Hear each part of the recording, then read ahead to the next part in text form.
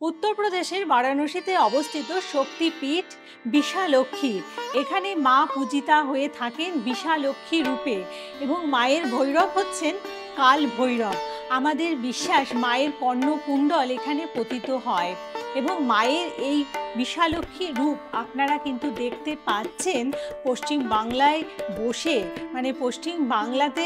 মধ্যমগ্রাম সারদা পল্লীতে একান্ন কালীবাড়ি মন্দির এবং জয়শ্রী ঠাকুর রামকৃষ্ণ সেবাশ্রমে, যেখানে এই রূপ মানে সতী মায়ের বিশালক্ষী রূপের সাথে অন্যান্য একান্ন রূপেরও নিত্য পুজো হয়ে থাকে।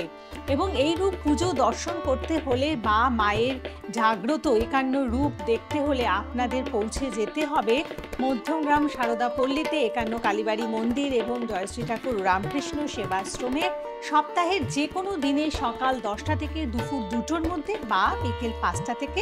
8টার মধ্যে। তাছাড়াও প্রতি বৃহস্পতিবার এবং শনিবার করে আপনাদের জন্য দেওয়া হচ্ছে বিশেষ দৈব প্রতিকার, যে প্রতিকার তুলে দিচ্ছেন এই মন্দিরের সৃষ্টিকর্তা স্বয়ং